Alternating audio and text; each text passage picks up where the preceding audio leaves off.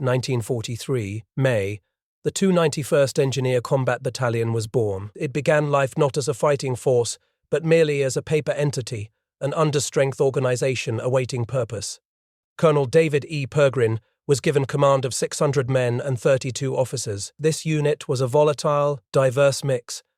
They ranged from born gentlemen to men who rarely imagined beyond the next meal.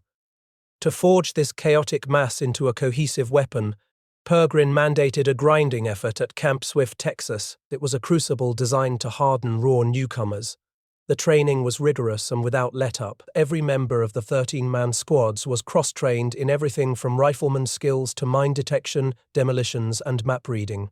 The traditional army structure, relying on fragile specialists, was deemed ill-suited for the fluid, brutal demands of modern war. The goal was unit resilience. If a demolitions expert fell, the man next to him had to be able to pick up the charge. Heavy physical training and marches across rugged terrain defined this intensive period. Then came the miserable passage across the Atlantic aboard a commandeered Grace liner. A relentless, nauseating ship's roll left men bone-chilled and sickened by tasteless steamed food. Upon landing at Liverpool, the unit appeared as nothing more than a bedraggled, unshaven, filthy battalion of derelicts and drifters. They earned an immediate and unsatisfactory inspection from a British colonel. Yet they quickly drew gear and moved to Camp Stapley for intensified preparation. It included the crucial duck problem exercise. Designed to simulate clearing underwater obstacles and mines between ship and shore, this rehearsal was a terrifying revelation. The prospect of clearing mines under enemy fire was a haunting reality check for every man. By 1944, March, at Hynham Court, the training intensified further. Preparation shifted from quiet construction to a feverish readiness for the big show. The battle cry of "Panels up" echoed as the engineers worked to delirium. They shaved seconds off bridge-building times. They were preparing for the self-reliance and resourcefulness that the anticipated fluid campaign would demand. By 1944, June, the long period of suspended animation was over. The battalion was alerted for the move.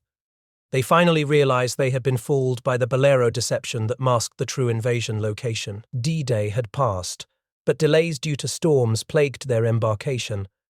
H&S Company and Company A landed first on June 23rd, everywhere onto Omaha Beach.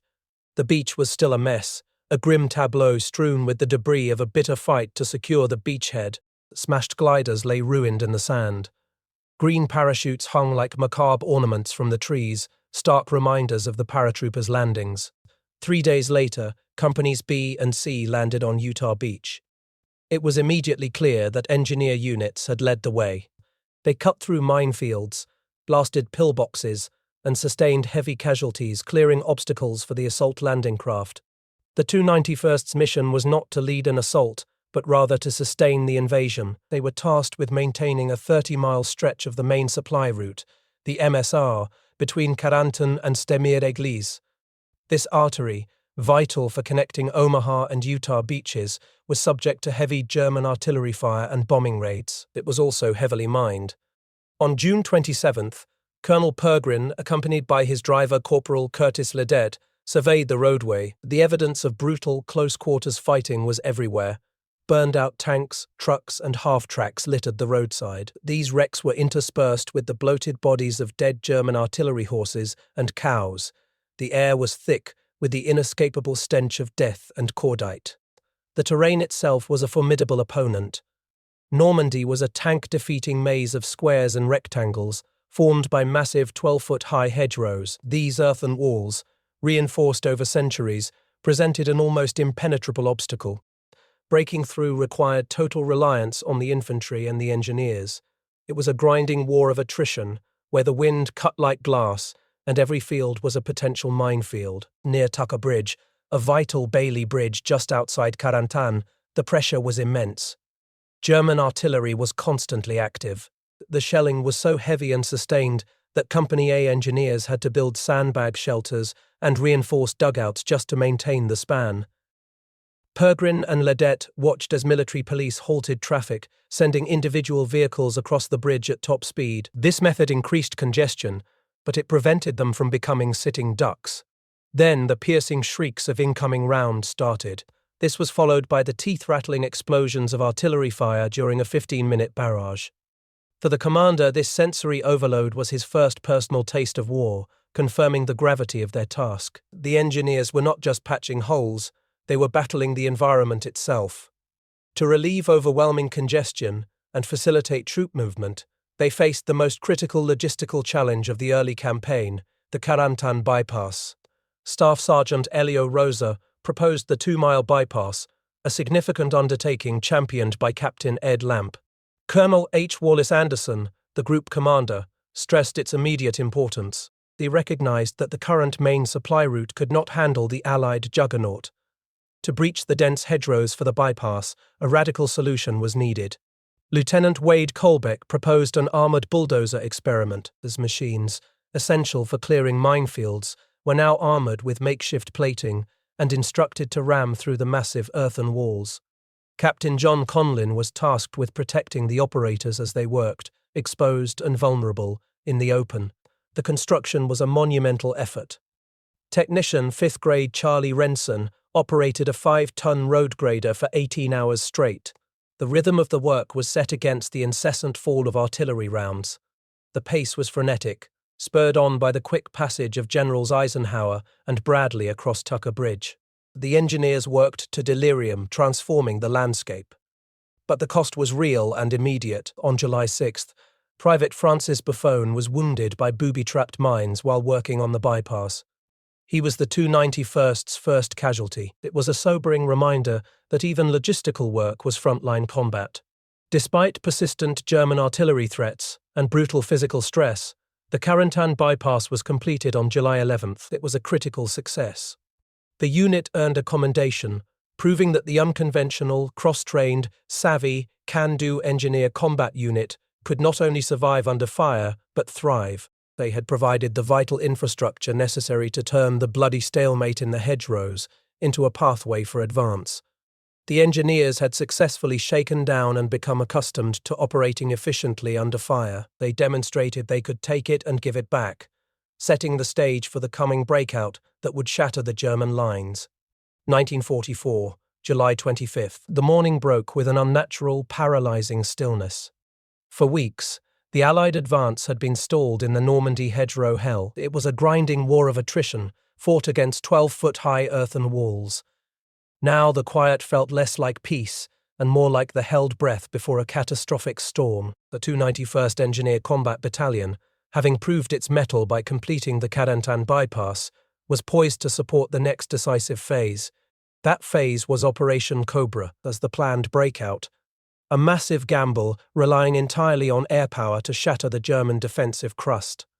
At 09:30 hours, the sky was no longer quiet. It became the stage for an aerial apocalypse.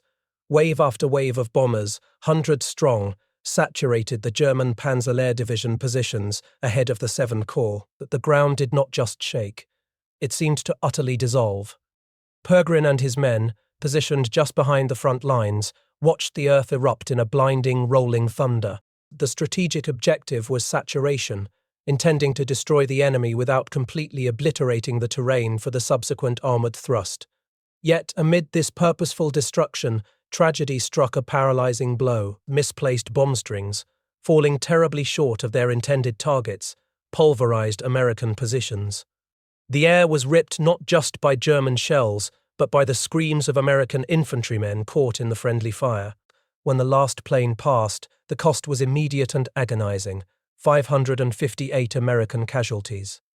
The engineers, accustomed to dealing with booby traps and artillery, were now faced with the horror of their own side's misplaced ordnance. The aerial bombardment, though devastating to Allied morale in the immediate vicinity, had done its strategic work. The German lines were shattered. On July 26th, the 7th Corps surged forward, initiating a new fluid phase of warfare the engineers had trained for, the pursuit battle. The Allied juggernaut was unleashed, exploited spectacularly by Lieutenant General George Patton's newly formed 3rd U.S. Army. The pace was breathtaking. Cabinet Corps liberated Le Mans, then pivoted dramatically north in a bold, sweeping maneuver designed to flank the German 7th Army. The logistical demands of this lightning-armoured drive were immediate and crushing. The 291st Engineer Group, acting as corps engineers, found themselves trying to support mechanized armies moving at unprecedented speed across a road network in no way designed for modern traffic. The roads were choked with the detritus of retreat and pursuit. They encountered huge craters, numerous German tanks and other vehicles knocked out by air support, and the grim sight of extensive minefields strewn with the bodies of American infantrymen. Technician 4th grade Jeff Elliott, a mechanic whose resourcefulness was legendary, kept the vital rolling stock running. They even rehabilitated and requisitioned abandoned German vehicles. The engineers' convoys looked like gypsy caravans, laden with salvaged gear, moving at a frantic pace through the stench of war. They disposed of hundreds of dead German horses and French cows, cleared mines, and rushed to repair or replace demolished bridges. Their work was brutal and never ceasing, undertaken in 12-hour shifts, but the sheer speed of the advance was a double-edged sword. As the 1st and 3rd U.S. armies drove spectacular breakthroughs, the logistical pipeline, the very lifeblood of the offensive, stretched dangerously thin. It became makeshift, fragile, and improvised. The critical moment arrived at Mortain. On August 6th, Hitler, refusing to yield a single inch, ordered a major counterattack aimed specifically at severing Allied supply lines and cutting off the entire 1st and 3rd armies. The initial thrust was stunning. The 30th Infantry Division, recommitted and exhausted, was sent reeling backward with exceptionally heavy casualties. The engineers, working frantically to refurbish and expand the local main supply route, suddenly found themselves supporting a desperate defensive stand.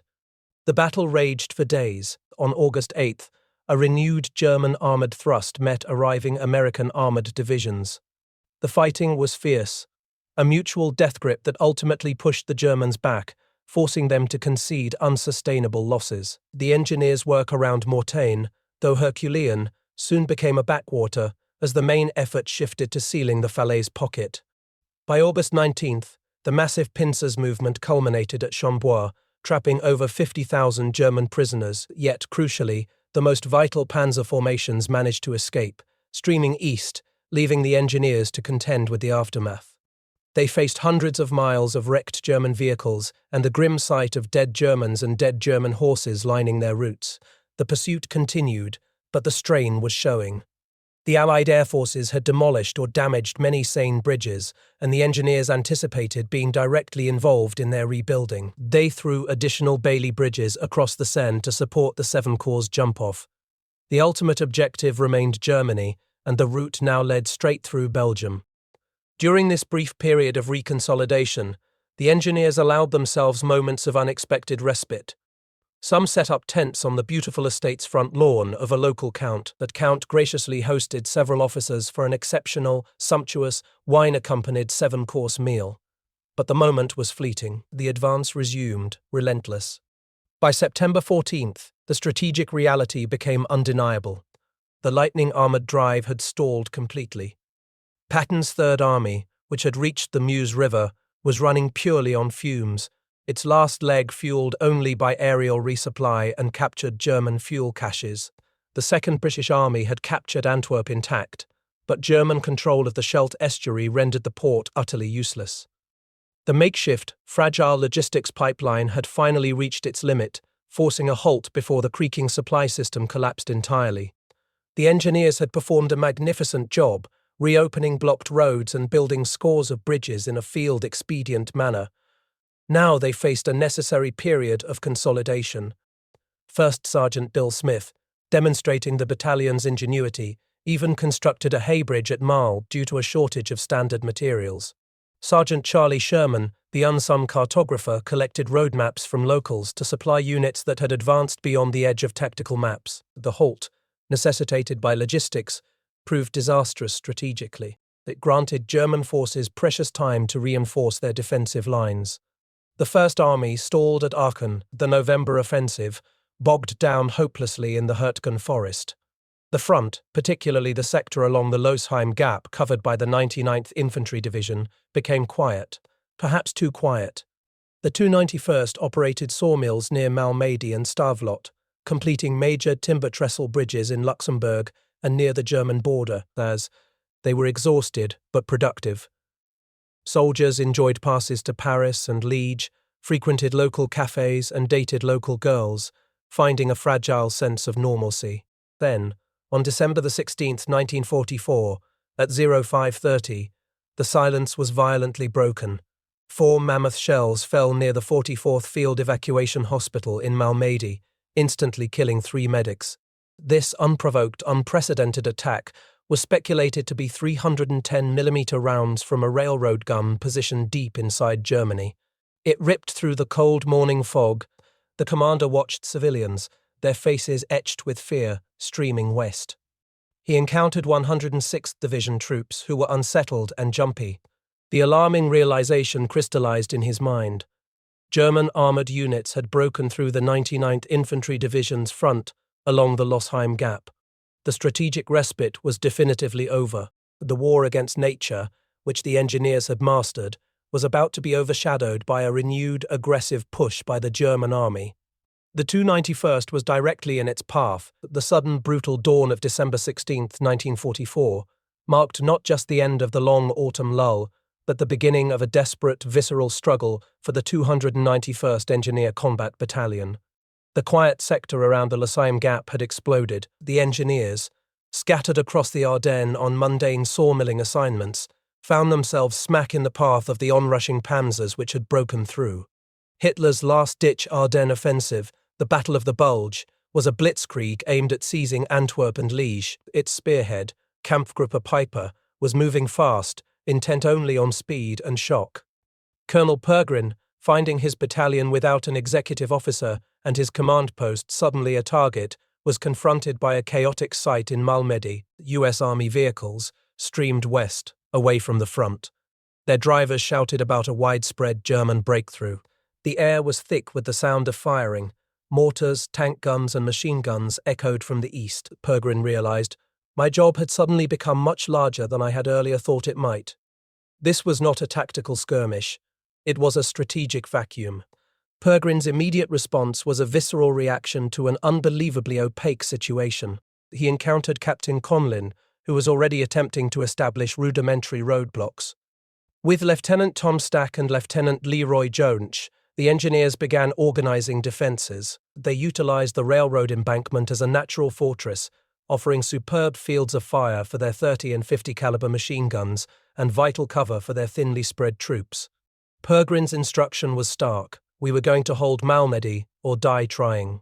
Units from the 7th Armored Division, including Major Boyer's anti-tank battalion, were still transiting Malmedy. They were intent on carrying out missions that were clearly obviated by the German breakthrough farther east.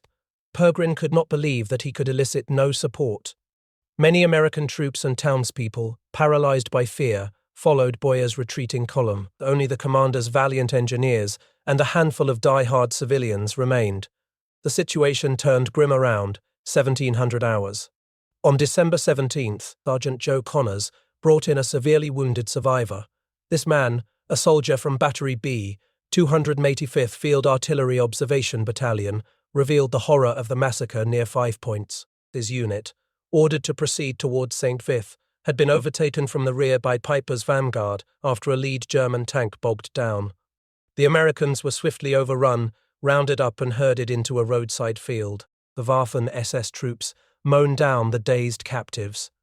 The survivors, including Sergeant Kenneth Aarons and Corporal Mike Skaranko, were brought to the Company B aid station. Their grievous wounds were a testament to the brutality of the SS captors. The road between Stavelot and Malmedy, previously deserted and quiet, now held the echoes of this horrific, calculated slaughter. The engineers were now fully cognizant they faced the armoured spearhead of the 6th Panzer Army. This force comprised 4,000 Waffen SS troops, supported by 72 Panther tanks and dozens of assault guns. They knew they were grossly outmatched in firepower. Yet, they were not powerless to hurt and hinder the enemy. The essence of blitzkrieg is speed and the seizure of intact infrastructure. The engineers' training in demolitions and improvisation suddenly became the key to containment. The battle shifted to the crucial river crossings. The destruction of bridges became the engineers' singular, strategic purpose, forcing Kampfgruppe Peiper off its intended route. The engineers had to deny Peiper access to the Salm and Amblive rivers at Trois Ponts. Lieutenant Bucky Walters's platoon of Company A, navigating logging trails and fire breaks, secured the Salm River Bridge by sunup on December 18th. Company C, 51st Engineer Combat Battalion, had arrived. Lieutenant Warren Rombaugh's platoon of the 291st was wiring one of the two Ambleve bridges inside town. None of the men had slept in nearly 48 hours, wrestling heavy charges and wires in the freezing -10-degree weather. Just after 1100 hours, the lead Mark V Panther tank of Kampfgruppe Piper approached the Ambleve bridges. The tension was suffocating. A 57mm anti-tank gun and its crew, the last line of defense, were destroyed in a flash of German fire. But before the sound of that explosion had stopped echoing, the second bridge was dropped into the Ambleve. The air was ripped by the massive tearing sound of steel and concrete collapsing. The Ambleve was now impassable. Piper was forced to reroute. His next target was the Salm River Bridge, less than 2 miles south. Sergeant Gene Miller's squad, having secured the span, watched the main body of German paratroopers gingerly working to clear mines. Miller, gripping the detonator, waited until the German advance was committed. He activated the charge, blowing the bridge to smithereens. This denied the Germans any option but to proceed to the Ambleve Bridge at Chenot. The most critical demolition, however, was still to come. Piper's column, now hopelessly delayed, was forced onto narrow, unimproved secondary roads. The engineers were waiting at the Lien Creek Bridge at Habiemont. Staff Sergeant Edwin Pigg had led the team, laying 2,500 pounds of TNT. Corporal Fred Chapin, the group's best demolitions man, was stationed in a sentry box overlooking the Neuf-Moulins Bridge, a fail-safe backup charge ready. At 16:45 hours, the moment arrived. The first German tank, a monstrous Panther, opened fire. Chapin, without hesitation, grabbed the detonator and initiated the demolition. The massive explosion reduced the Neuf-Moulins Bridge to kindling, sending huge gouts of black smoke and debris into the air. The engineers had stopped the armoured column cold. This delay, brought by the methodical destruction of their own infrastructure, was the key to success. Colonel Joachim Piper, trapped and enraged, exclaimed, "The damned engineers!" He realized the damned engineers had stopped him, had removed all his options, had boxed him in, had delayed him. The moniker "damned engineers" was a grudging acknowledgement of the 291st's pivotal role. Meanwhile, in Malmedy, the engineers frantically fortified their lines. Reinforced by Lieutenant Colonel Harold Hansen's 99th Separate Infantry Battalion, they laid minefields and prepared demolitions in railroad underpasses, bracing for the inevitable assault. The arrival of the Norwegian-American unit, about 900 strong, provided the necessary coordinated defense. This act prevented the German spearhead from achieving its immediate objectives. But the defense was soon marred by tragedy. On Christmas Eve, US B-24 bombers, mistaking the town for a German position, unleashed a devastating friendly firebombing. The second raid, with its 1,600-pound general-purpose bombs, transformed the town centre into a bomb-gutted ruin. Fires raged among collapsed buildings. Screams, the horrifying evidence that many civilians and soldiers were buried alive in the rubble, filled the air. The engineers, now a battered, exhausted, unbeaten group of heroes, immediately shifted from demolition to rescue. Amidst the noxious fine powder and cordite-tinged air, they worked tirelessly. They used jackhammers to breach concrete walls. Corporal Jesse McGee drove the jackhammer, the sound echoing against the ceaseless ringing in the commander's ears, a residual effect of a blast that had nearly buried him. Wet outer clothing froze on the backs of the engineers as they pulled survivors from the ruins. Lines of dead civilians and soldiers were deposited in an open temporary morgue in the schoolyard. The defence of Malmedy and the methodical destruction of the bridges at Trois Ponts, Stavelot, and Neuf-Moulins had denied Kampfgruppe Piper its needed victory. The engineers, typically builders, had acted as the crucial defensive line. They demonstrated that small, dedicated units could, through tactical ingenuity and bravery, alter the course of a major battle.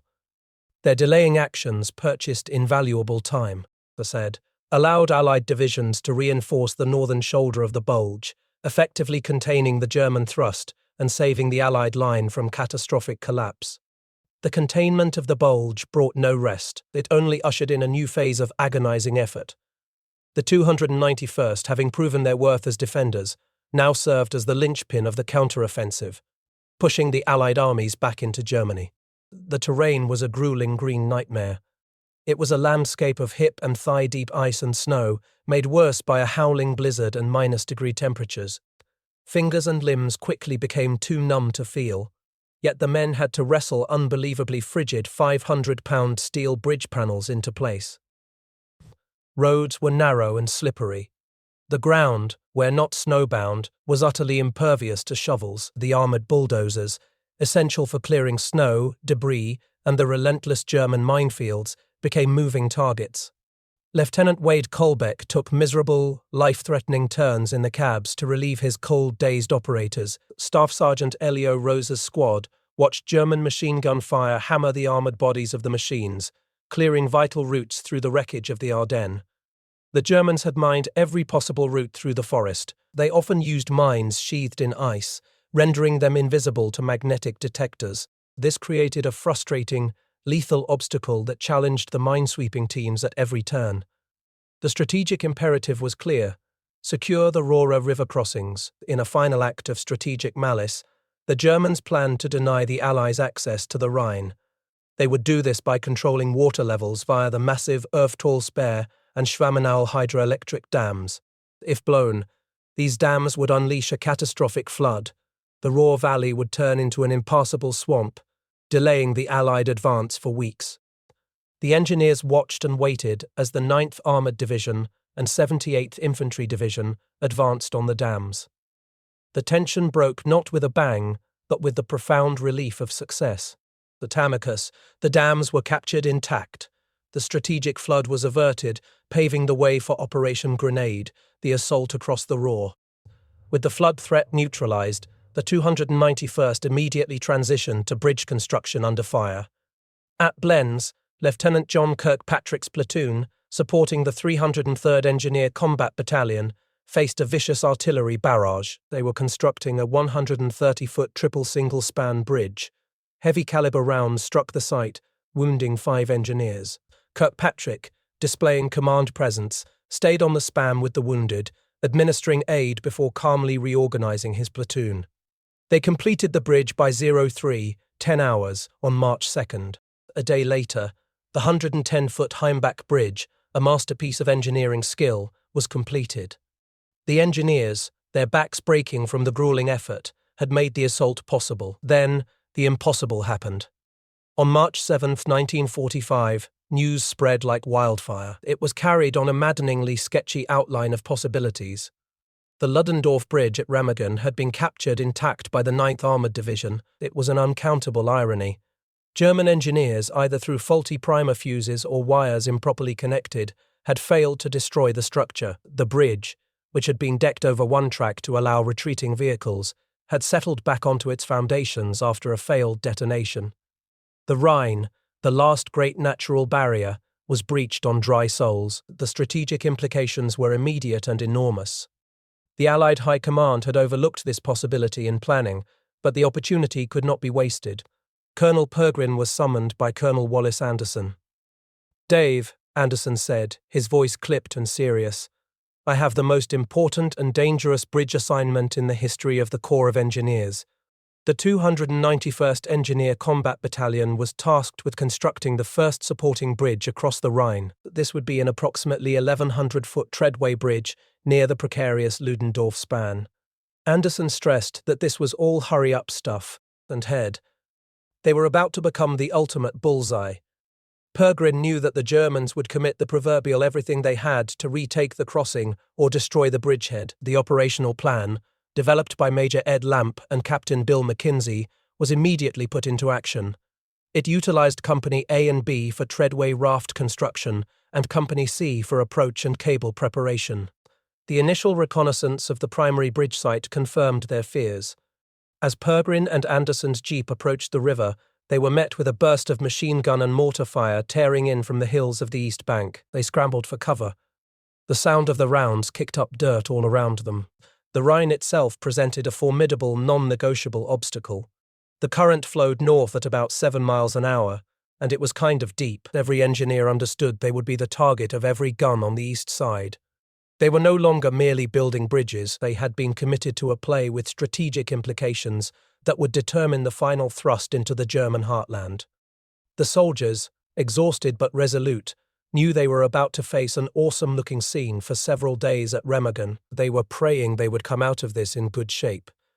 They knew, with cold certainty, that God alone knows when they would be getting any rest again. The race to secure the Rhine had begun.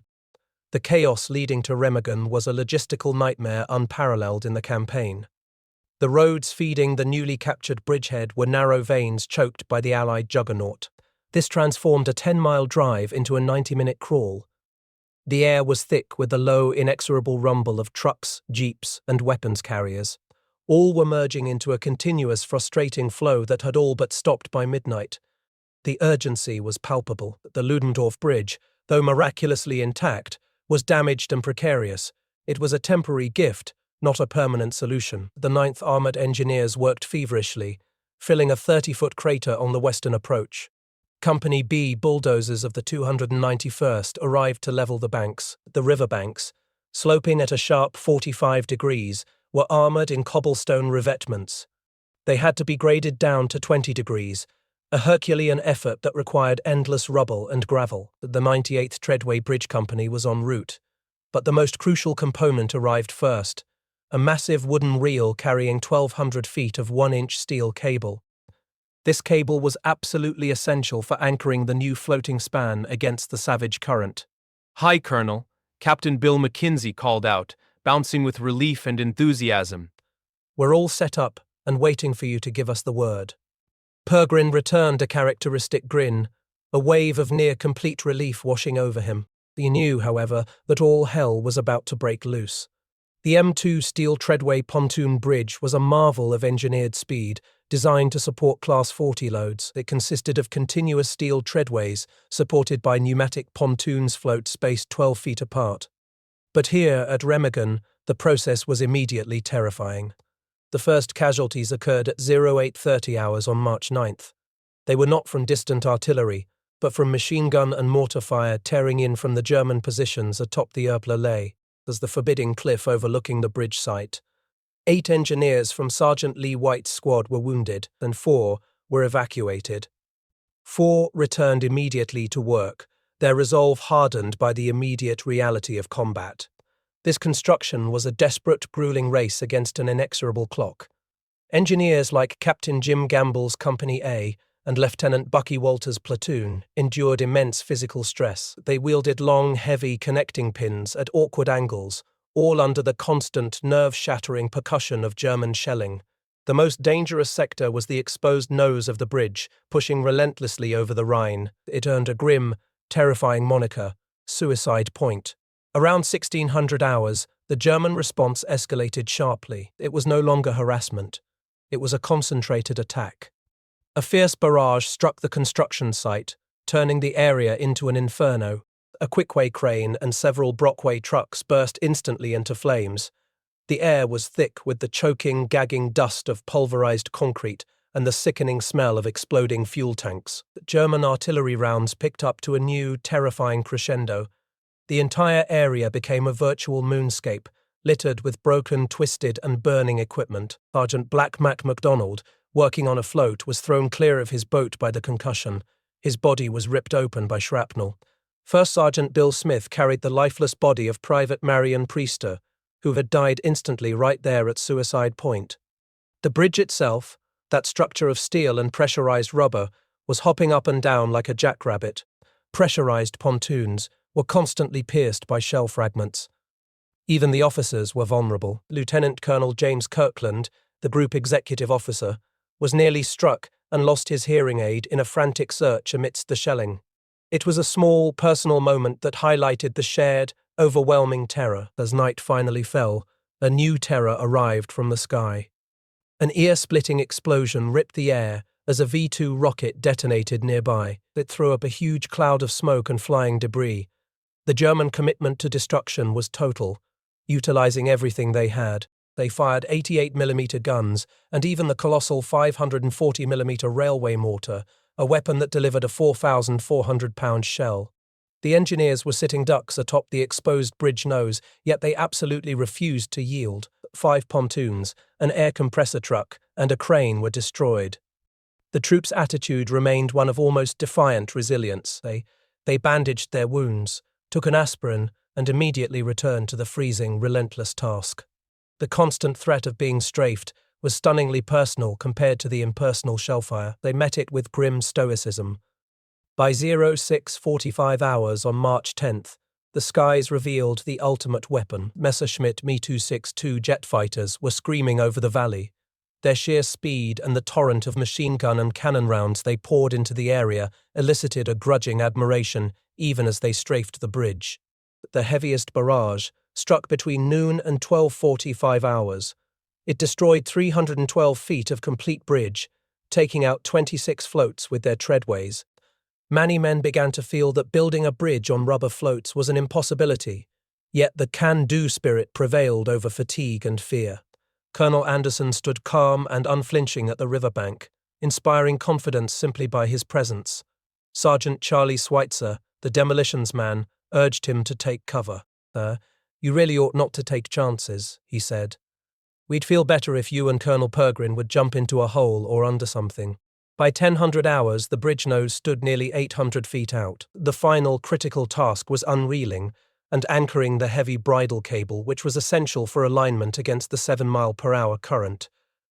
Sergeant Ed Keown and Sergeant Sheldon Smith led the effort, with technician 4th grade John Andretta driving a bulldozer to haul the cable end. The cable, whipping with tension, struck Keown, forcing him to seek medical attention. But the work never stopped. At 10 hours on March 10, 1945, the Rhine barrier was officially breached. The longest tactical treadway pontoon bridge built under enemy fire in the European theatre was finally complete. It measured 1,032 feet long, utilizing 82 floats. This tremendous milestone was marked by understated professionalism. Not cheers, but the strategic victory was immense. Congratulatory dispatches arrived from Eisenhower and Hodges, both acknowledging the superhuman job. The 291st Treadway Bridge was now the single most vital artery into the German heartland. Its importance was further magnified on March 17th, 14:30 hours. The tired old Ludendorff Bridge was at last giving way. Its thundering, screeching demise was marked by the sound of steel rubbed against steel and wood. The engineers, despite taking a real battering, had held the line and secured the crossing. The bridgehead expanded rapidly, with the 78th Infantry Division capturing heights overlooking the Ruhr-Frankfurt Autobahn. This momentum immediately led to the next impossible task, the Autobahn bridges. Captain Bill McKenzie reported 14 bridges in the 99th Division's zone alone needed to be rebuilt or replaced so tanks could keep up with the infantry advance.